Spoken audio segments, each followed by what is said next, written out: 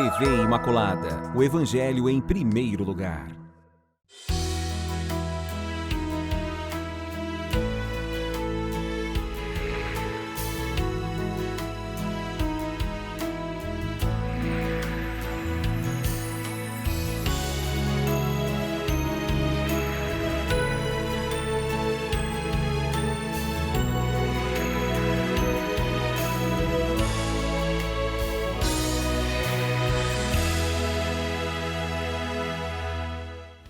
Olá, nós aqui outra vez, iniciando nosso programa maravilhoso Páginas da Bíblia.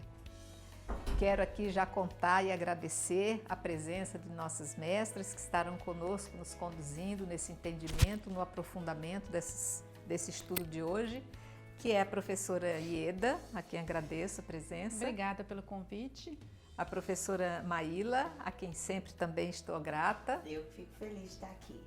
Então, com elas nós estamos estudando hoje o Pentateuco no seu primeiro volume, que é o Gênesis, caminhando hoje, iniciando hoje o capítulo 30. E para começo de conversa, eu já vou até começar para que a gente se situe. Eu vou pedir, Maíla, você poderia fazer um resumozinho do capítulo 29 que nós vimos no programa anterior. Que é um capítulo riquíssimo, cheio de detalhes, de coisinhas interessantes. Poderia falar para a gente sobre ele? Sim, então no capítulo 29 a gente vê Jacó que vai continuar a viagem dele à procura de uma esposa, já que essa também é a intenção dele quando saiu da casa da mãe de Rebeca e o pai Isaac. E ele vai então para uma região onde começa lá no 29 dizendo que tem um poço onde as pessoas, os pastores vão, levam os rebanhos, os animais ali tomam a água. E quem aparece nesse poço? Raquel, ele vai, ajudar até a dar água ali para os animais. E Raquel, ela é prima de Jacó. Que é filha de Labão. Labão é irmão de Rebeca, mãe de Jacó. Claro que aí depois eles percebem todo esse parentesco. Ele então vai ser levado para a casa do tio Labão. Como ele se enamorou por Raquel, ele propõe ficar ali para trabalhar para Labão e poder se casar com Raquel. Já que ele não tem dote, ele oferece a força de trabalho dele. Labão então aceita, fala para ele trabalhar durante 7 anos para ele, em troca de casar com Raquel, a filha mais nova.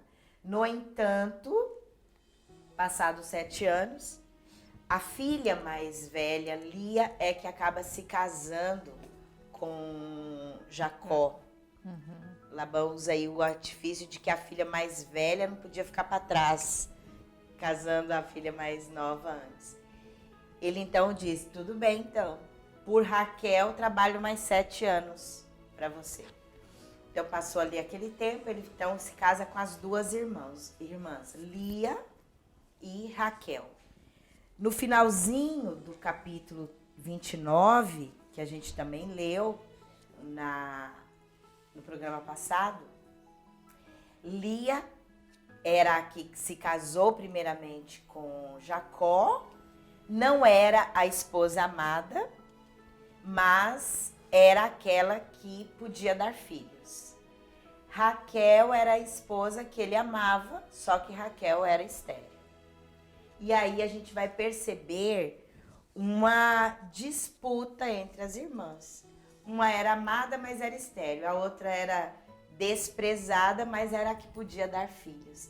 Inclusive, os primeiros 4 filhos que Lia tem de Jacó, são os nomes até mostram essa situação que ela está passando. O primeiro filho que ela tem é Rúben. E Rúben significa, Deus olhou para a minha aflição e agora meu marido me amará. O segundo filho, Simeão, que significa Deus ouviu que eu não era amada e me deu este outro. O terceiro filho é Levi, que significa: desta vez meu marido se sentirá ligado a mim, porque lhe dei 3 filhos. E o quarto filho que ela tem é Judá, que significa: desta vez dou graças a Javé. Então percebe assim, uma situação de um sofrimento dessa Lia. Ela tem um marido, mas um marido que não a ama. Em compensação, ela vai dando filhos, e esses nomes até que eles dão a esses filhos mostra a aflição que ela tem.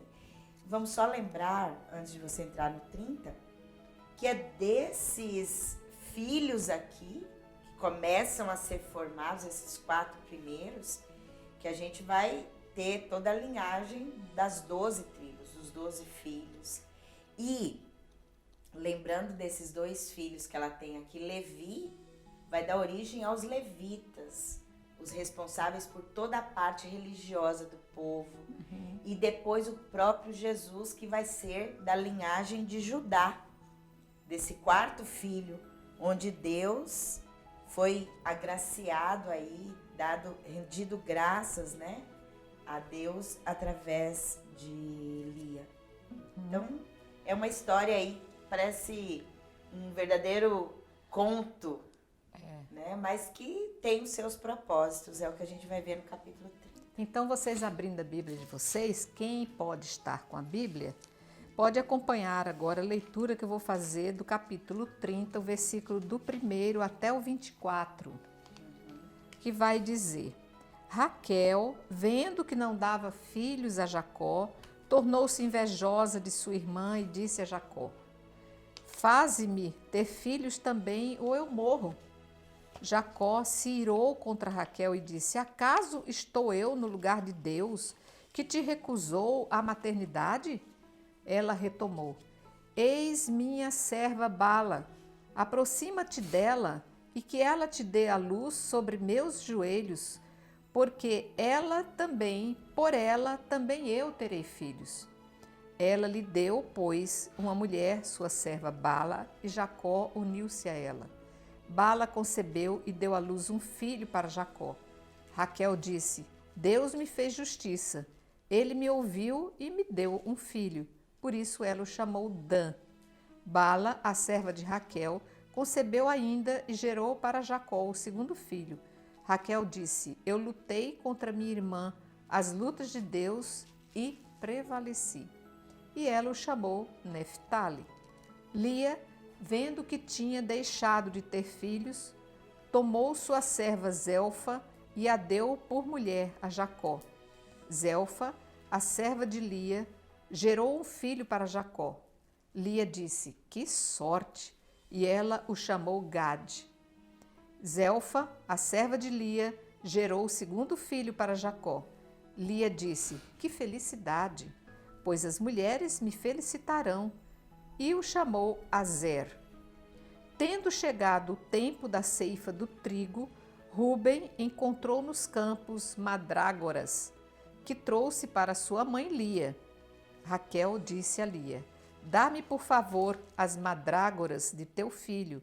Mas Lia lhe respondeu: não é bastante que me tenhas tomado marido e queres tomar também as mandrágoras de meu filho?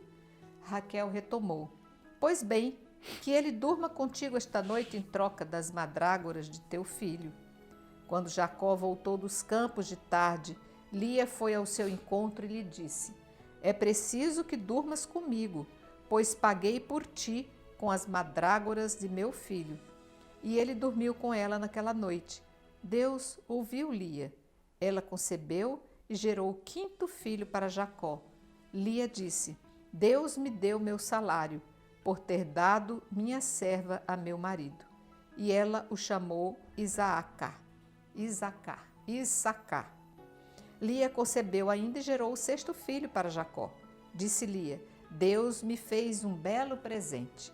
Desta vez meu marido me honrará, pois lhe dei 6 filhos. E o chamou Zabulon. Em seguida ela deu à luz uma filha e pôs-lhe o nome de Dina. Então Deus se lembrou de Raquel. Ele a ouviu e a tornou fecunda. ela concebeu à luz um filho e disse: Deus retirou minha vergonha. E ela o chamou José, dizendo: que Yahvé me dê outro.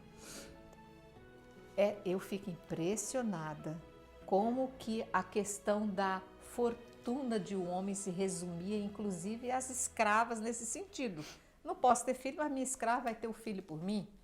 Delegava-se o poder a esses escravos em tudo.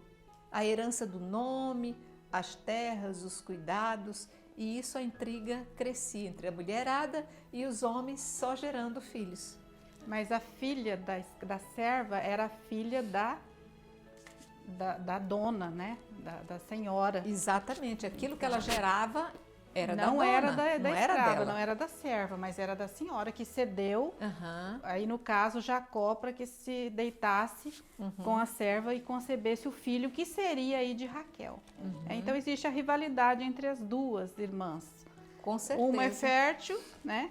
E a outra mas é desprezada, não é amada por Jacó.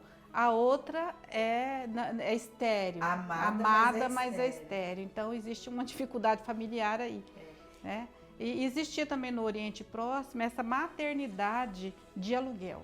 Hoje a gente fala barriga de aluguel, né? Lá é maternidade, quando a serva gerava filho para sua senhora aí. E aí o filho seria É bom esclarecer assim, que hoje o que é a maternidade, o que é a barriga de aluguel é, na verdade, uma manipulação da vida.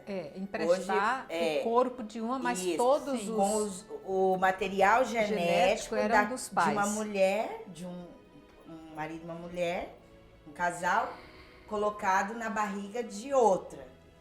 Aqui não. Então não tem essa manipulação da vida. Então o que fazia...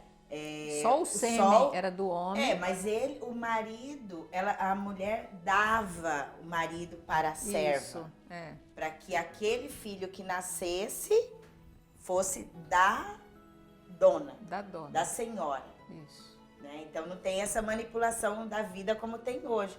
Inclusive essa expressão é tão interessante, porque lá no versículo 3, Raquel respondeu.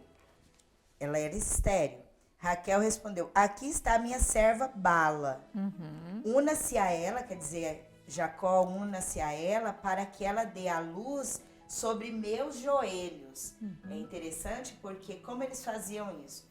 A serva que ficava grávida do marido, da senhora, quando ela ia dar a luz, se apoiava. Ela dava a luz aqui no meu joelho. Porque a hora que recebesse esse bebê, era meu. É o rito de adoção. Tomava para ela. Então, esse filho não era da escrava. Já era colocado na mão da mãe adotiva. Da própria mãe. As escravas, coitadas, além de ser escravas, não ter nada de seu, os filhos que os homens geravam nelas, dependendo da situação, como é o caso que nós estamos contando, também não era delas. E a gente lembra disso, não é a primeira vez que isso acontece. Lá com Abraão, olha a intriga que deu entre Sara e Agar. Isso, exatamente. Né? Porque Agar, ela gerou um filho, Ismael, mas não ficou sendo filho de Sara. Sara depois ficou grávida também, começou a desprezar Ismael. Mas isso era comum. A gente tem que entender as coisas dentro daquele contexto. A mentalidade da época, né? O que eles queriam? Gerar filhos, formar um povo. Não tinha problema se viesse da mulher, da esposa ou das servas. O importante é que esse povo estava sendo gerado, né? E multiplicado. Né? A gente vê a quantidade de mulheres, né? Além das duas, de Jacó, Lia e Raquel, ainda tinha servas também que se deitavam com ele. Com certeza. Então a gente vê aí no finalzinho, já no 22, né, a gente vê que então como é que Raquel se tornou fértil, né? Diz assim: então Deus se lembrou de Raquel, ele a ouviu e a tornou fecunda. Então, como é que ela vai se tornar fértil? Antes, a anterior fala de Rúben, né? Que ele encontrou no campo mandrágoras. As mandrágoras são plantas afrodisíacas. E aí, então, Raquel, ela faz um acordo com Lia, né? Cede Jacó mais uma vez para Lia conceber o filho e em troca das mandrágoras. E aí, então, ela se torna fértil e concebe, então, José. Então, é interessante essa questão da planta afrodisíaca, né? Da mandrágora. Então, quer dizer, tem a graça de Deus, mas também a pessoa não fica esperando a graça acontecer. Ela procurou um jeito, né, de se tornar fértil. Mas o texto diz aqui que Deus se lembrou de Raquel. Quer dizer, abençoou, né? Ela usou meios para se tornar fértil, abençoou esses meios que ela usou para poder gerar filhos, aí para o filho de José. A gente vai ver que José, então, é filho de Jacó e de Raquel. E José vai ser o filho mais novo e vai ser o filho mais amado por Jacó. Não vai ser o mais novo, vai ser Benjamim, né? Ah, porque o Benjamim, verdade. Inclusive o nome José significa Deus acrescentou. Que é aquele que vai ser vendido, que vai parar no Egito. Porque depois de José... Ainda tem mais um. Raquel tem mais um, que é Benjamim. Verdade. Né? Então, José é aquele que acrescentou. Deus lembrou de Raquel, tirou Raquel daquela situação de desprezo, deu um filho para ela, que é José, e Deus acrescentou ainda mais, por isso o nome. Deus acrescenta e mandou em sequência Benjamim, ainda que como um verdadeiro conto, Raquel morre no parto de Benjamim. Depois de tanta luta, né? Tem José, tem Benjamim e morre. Para cumprir, então, os 12 filhos que Jacó deveria ter para criar, então, as suas 12 tribos. E há de se fazer justiça, porque além desses 12 filhos, tem também uma filha, que é Dina. Isso, que não é nem coitada. Diná. Ela não recebeu nada de não tribo, nem nada, porque a mulher ali... Não, mas só para citar. Ela ocupa o lugar, Benjamim ocupa o lugar de Dina. Tá. A gente percebe aí também uma certa, né, influência cultural machista. Porque as 12 tribos são formadas por homens também. E também os 12 apóstolos, né? Até hoje pergunto por que Jesus não chamou as mulheres para apóstolo, né? Vai estar lá. Muito bem. Continuando aqui, gente, nós vamos em frente. Vocês querem... Não, acho que agora do 25 até o 43, pelo menos. Vocês estão com todo o material aí na mão. Vamos fechar, então, esse capítulo 29, acompanhando aí. Sigamos, então, essa história que vai começar do 25 até o final do capítulo. Vai dizer: quando Raquel gerou José, Jacó disse a Labão: deixa-me partir, que eu volte para minha casa e minha terra. Dá-me minhas mulheres, pelas quais te servi, e meus filhos, e que eu parta. Tu bem sabes o quanto te servi. Labão lhe disse: se encontrei graça a teus olhos, fiquei sabendo por presságios que Yahvé me abençoou por causa de ti. Assim, acrescentou ele, fixa-me teu salário e eu te pagarei. Ele lhe respondeu: tu sabes de que maneira te servi e o que teus bens se tornaram comigo. O pouco que tinhas antes de mim cresceu enormemente e Yahvé te abençoou com a minha chegada. Agora, quando trabalharei eu para minha casa? Labão retomou: que te devo pagar? Jacó respondeu: nada terás a me pagar. Se fizeres por mim o que te vou dizer, voltarei a apacentar teu rebanho. Passarei hoje por todo o teu rebanho. Separa dele todo animal negro entre os cordeiros e o que é malhado ou salpicado entre as cabras. Este será meu salário.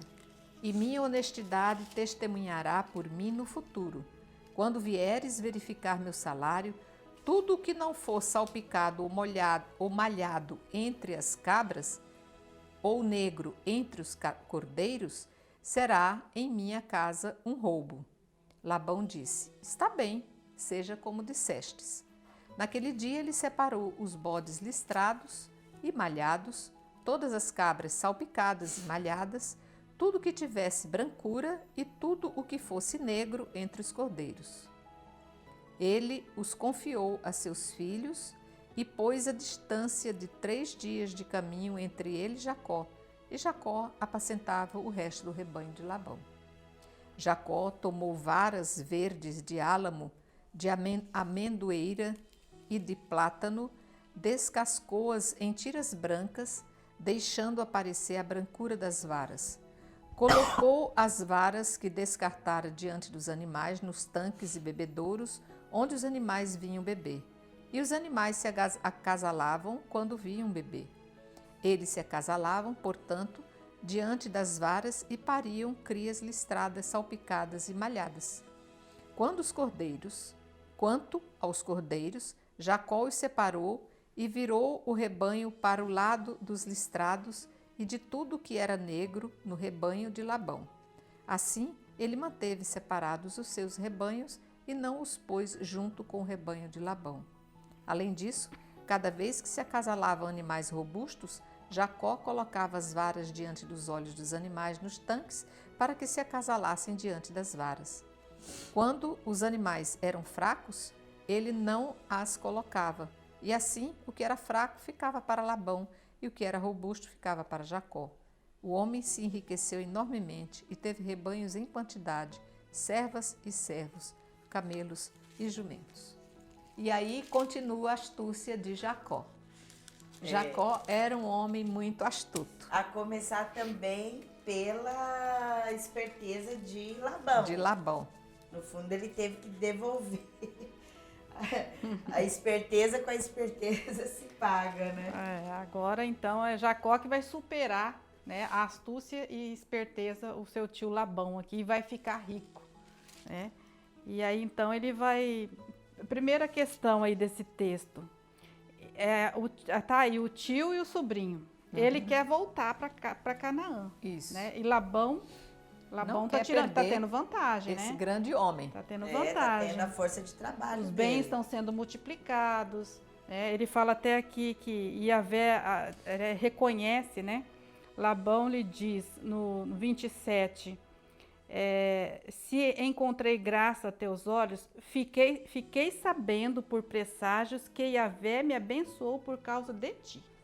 Então, através do trabalho, do serviço de Jacó, o rebanho dele foi multiplicando.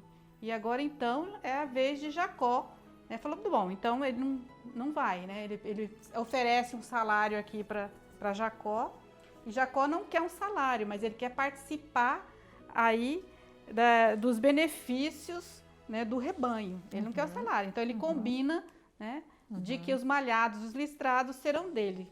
E no final ele fica com as cabras e os cordeiros que são mais fortes, e Labão vai ficando com os mais fracos. Então ele consegue manipulando gente como esse pessoal, não tinha estudo, não tinha nada, mas era uma esperteza, né? Hoje se mexe com rebanho, se aprimora o gado com uso de tecnologia, com escolha de sêmen, e assim você vai aprimorando o rebanho. Mas a gente vai ver no próximo bloco que tem uma ciência aqui. Essa tem, questão não é da intuição, não. Há uma ciência por trás que o povo antigo sempre era mais dotado de conhecimento. Mas eu quero deixar um pouquinho essa questão da seleção para o segundo bloco, porque nós vamos precisar fazer um pequeno intervalo. Já voltamos.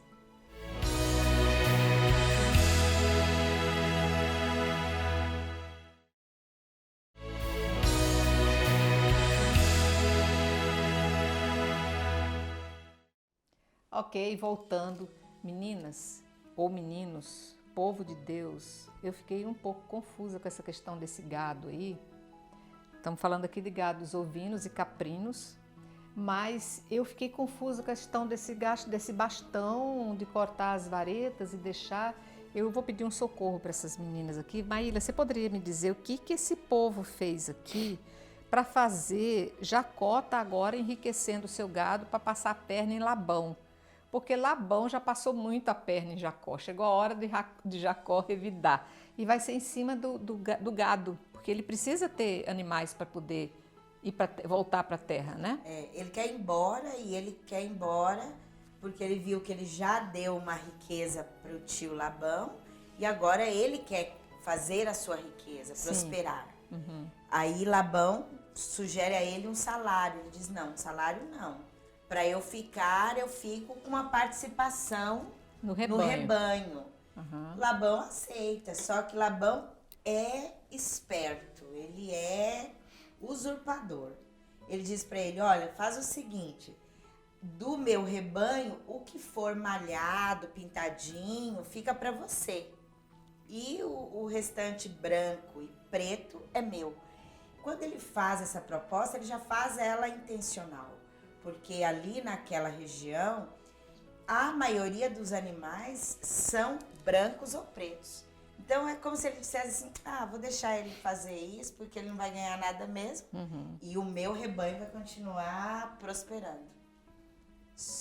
Só que Jacó é um pastor e é um bom pastor porque se fez crescer tanto o rebanho de Labão, do tio, ele conhece as técnicas de como cuidar desse gado, desse rebanho, e como fazer ele prosperar. Então ele vendo que ele já vai ser passado a perna, por inspiração mesmo do trabalho, conhecendo o rebanho. E também a gente tem que entender aqui, Deus que também deu essa inspiração, Deus também que ajudou Jacó, o que ele faz? Ele pega plantas, 3 tipos de plantas, o próprio texto fala, álamo, a amendoeira e o plantano, que seria plântano, como se fosse a avelã. Uhum. E ele pega essas árvores, pega os galhos dela, tira toda a casca e coloca na água, onde os animais vão beber. Essas plantas, elas têm um poder aí afrodisíaco, né, no sentido de fortalecer o cio dos animais.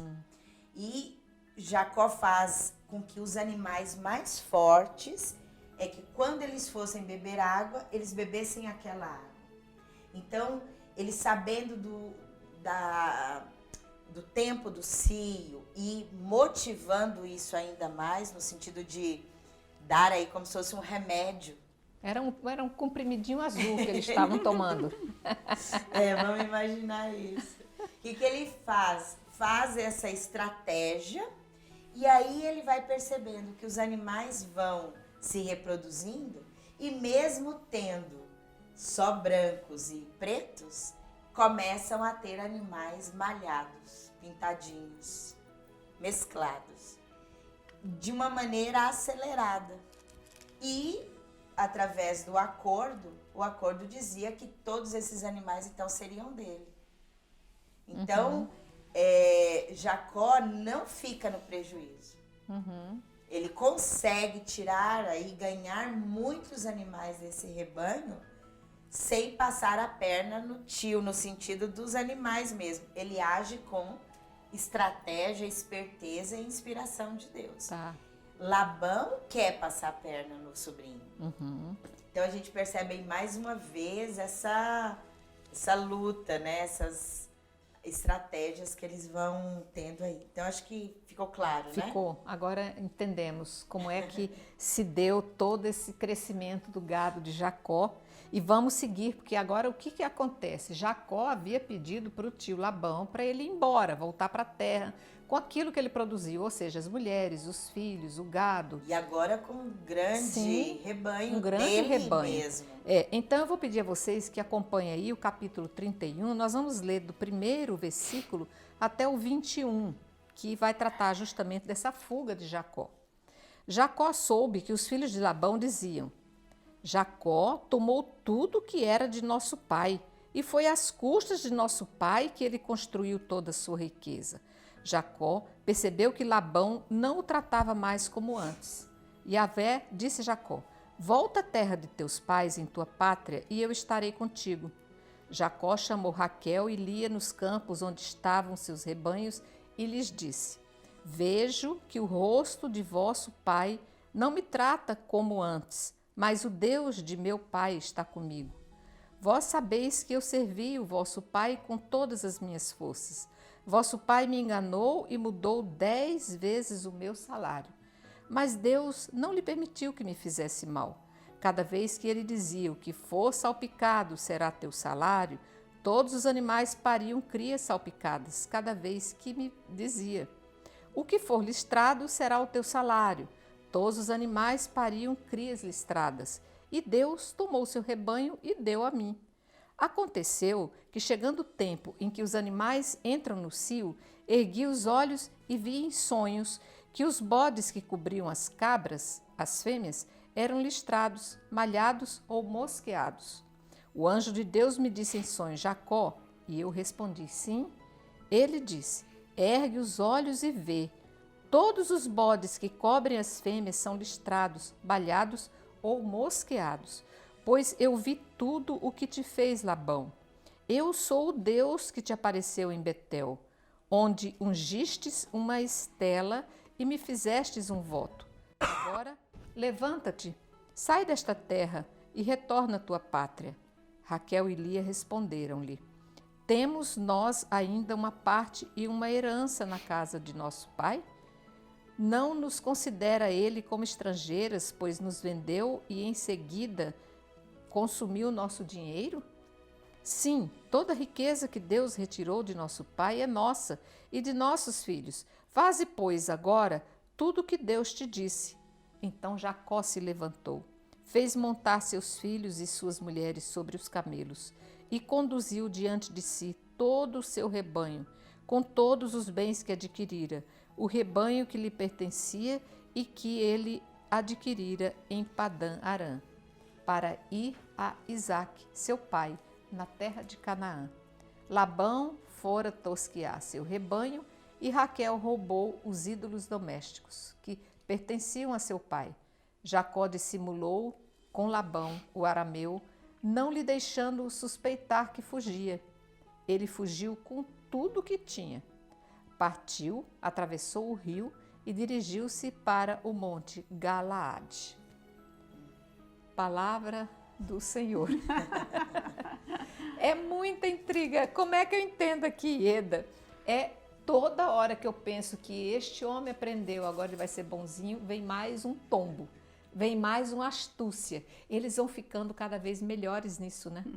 Então, principalmente Labão, né? Que Labão, ele enriqueceu à custa do trabalho de Jacó. Isso. Aí ele muda o salário, ele reclama aqui que ele mudou o salário de Jacó 10 vezes. E toda vez que ele pensa em sair e voltar para Canaã, ele acha um jeito de né, prender. ele acha um jeito, uma artimanha de continuar explorando Jacó. E aí Jacó já percebeu que a situação não era fácil. Que ele não ia sair deixar, dali. Ele não ia sair nunca dali. Não ia sair em paz dali. Ele ia continuar nessa situação de servo ali do tio dele. Né? E tudo, as filhas, o rebanho, tudo era de Labão. Né? Era considerado de Labão ainda. E ele tenta. Então esse trecho aí vai narrar a fuga. Jacó aproveita então que Labão vai tosquear o seu rebanho, né? E foge com tudo que ele tem. Ele não começa aqui nesse capítulo falando que os filhos de Labão diziam, né, que Jacó tinha tomado tudo o que tinha de Labão. Levou até então, o ídolo. Existia já inveja, porque ele estava crescendo, tudo, estava aumentando o rebanho, a riqueza dele já estava maior do que Labão. Então, não ia sair fácil em paz. Ele saiu, fugiu com tudo que ele tinha. Né? É interessante aqui que Raquel, elas ficam tão revoltadas contra o pai, que aqui ela fala, né, que o pai vendeu as filhas, né? Então, porque elas também tinham uma parte da herança de todo o trabalho que Jacó tinha realizado para Labão. Né? E aí ela rouba um ídolo doméstico aqui. Esse ídolo doméstico deve ter sido um souvenir, né? Uma estatueta de culto profano, né? E essa estatueta ainda vai dar dor de cabeça aqui, porque ela faz isso sem Jacó saber. E quando Labão aí alcança Jacó, porque aí continuando esse texto, no terceiro dia então avisou-se a Labão que Jacó tinha fugido. Depois de 3 dias, né, que Labão se deu conta que Jacó já tinha partido com a família. E aí ele vai por 7 dias em busca de Jacó. Primeiro ele vê a questão dessa estatueta, esse ídolo roubado por Raquel. Além de levar, ele reclama, né, que além de levar as filhas dele, porque tudo era dele, ele não considera, despreza o trabalho de Jacó. Toda a servidão, todo o serviço de Jacó é desprezado por Labão. Então, aí continuando aí a sequência, né, que Labão ele vai perseguir Jacó e vai alcançar Jacó lá no monte Galaade, né? Galaade. E aí então Labão ele reclama, né? Dizendo: o que você fez, né? Enganando o meu espírito e levando minhas filhas como prisioneira de guerra. No 26 ele fala isso. Na verdade, tudo continua dele, né? Despreza até o casamento, todos os acordos entre eles aí. E continua no 27. Por que fugiste secretamente e me enganaste em vez de me advertir, para eu te despedir na alegria e com cântico, com tamborins e liras?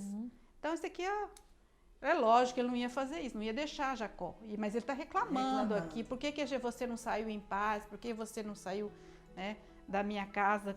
Tudo era dele, ele ia deixar sair. Não saiu em paz porque você não ia deixar mesmo que eu saísse. Tentou várias vezes sair, não saiu, né? E lembrar um detalhe, que Labão não é um homem temente a Deus, percebe até que ele era idólatra. Idólatra, né? Cultuava outros deuses aí. Então por ele não tinha problema nada fazer esses tipos de trapaça, de situação, de vender as filhas, de fazer o sobrinho e genro agora servi-lo, no sentido de explorar, prender, diminuir o salário. Percebe que todas essas características negativas Labão era muito aí, ganancioso, queria tudo para ele, né? E no 31 Jacó responde para ele então, né? Eu tive medo, pensei que irias me roubar tuas filhas, mas aquele junto ao qual encontrares teus deuses não ficará vivo diante dos nossos irmãos. Verifica o que te pertence e que está comigo e leva-o.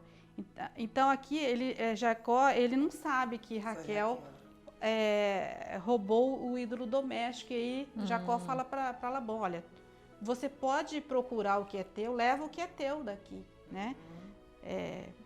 Então Labão ele procurou e não encontrou, porque Raquel, o que ela fez? Ela sentou em cima do ídolo e disse ainda que estava naqueles dias em que a mulher era considerada impura. Então não teve como Labão encontrar essa estatueta, né? Ele procura então em toda a tenda e nada encontrou.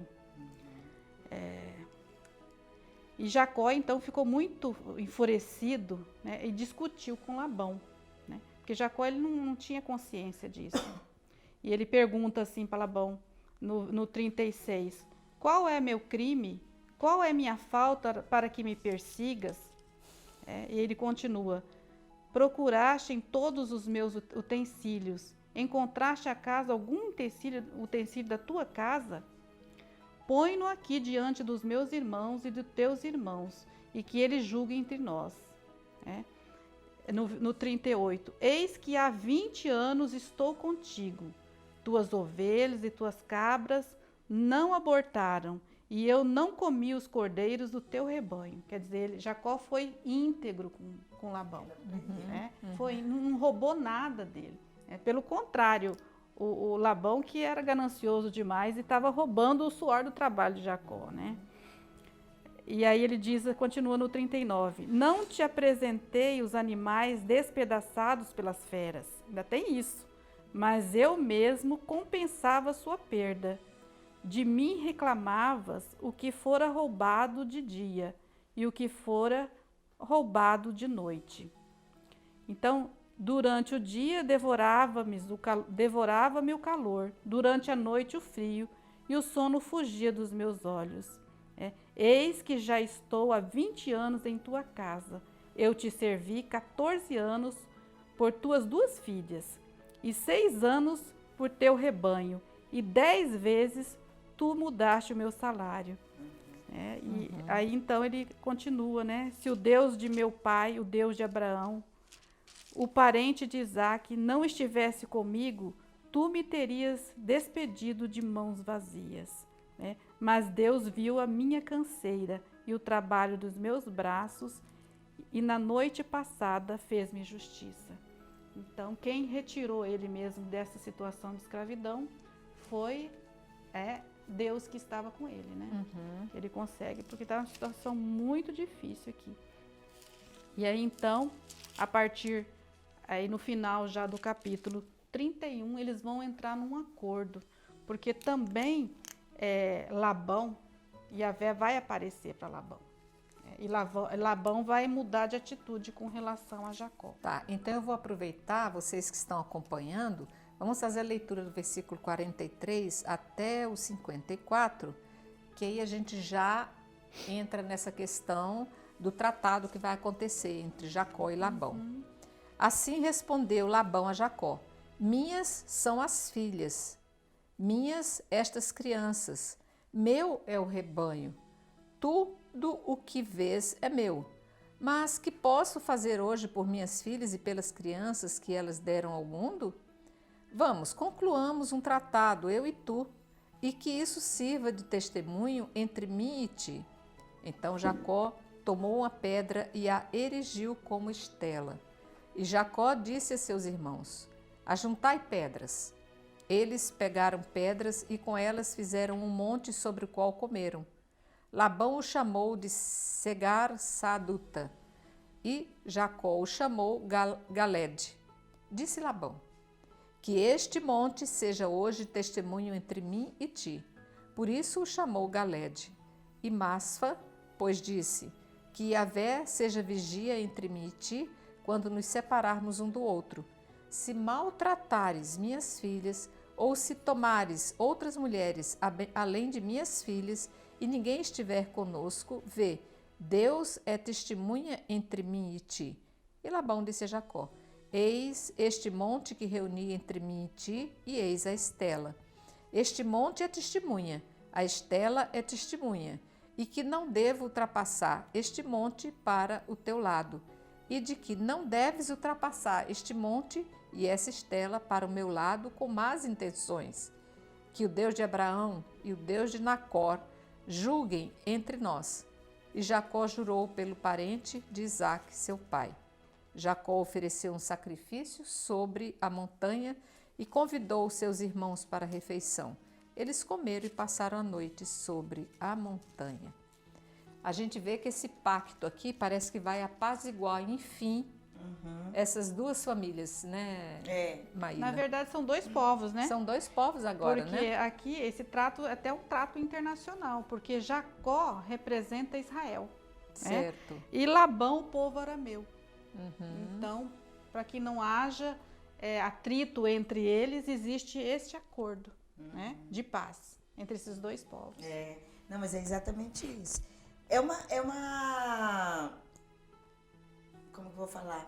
Uma necessidade que eles percebem. Ou se estabelece um tratado de paz aí, de respeito, ou aonde isso vai parar.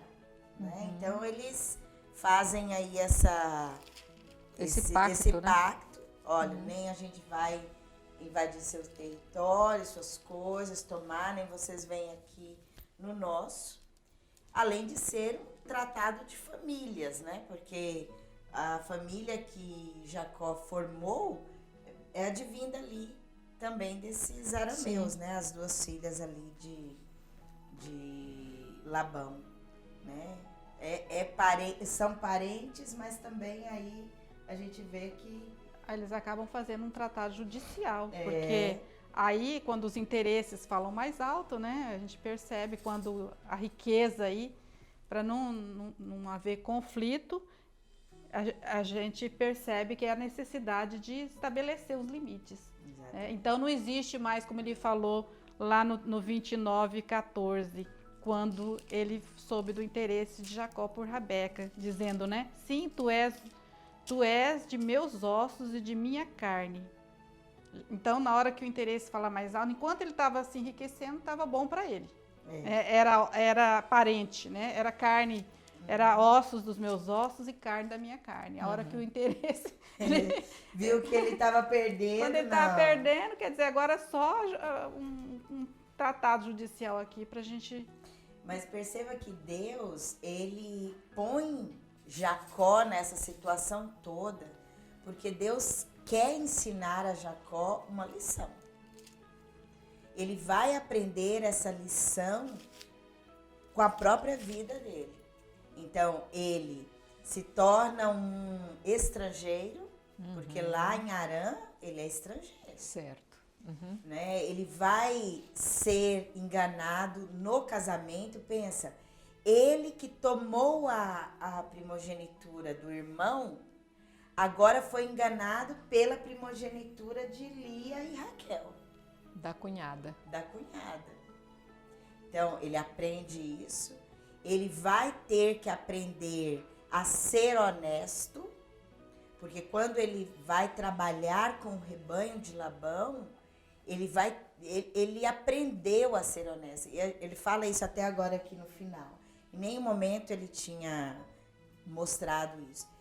Por tudo que Jacó fez de errado e de esperteza, naquilo que foi em relação ao rebanho, ao trabalho, ele cumpriu certinho. Trabalhou 7 anos por uma, 7 anos por Raquel, 7 anos por Lia, 10 anos, 6 anos pelos rebanhos, que já não tinha mais compromisso em relação ao casamento, mas ele aprendeu a fazer e ser honesto.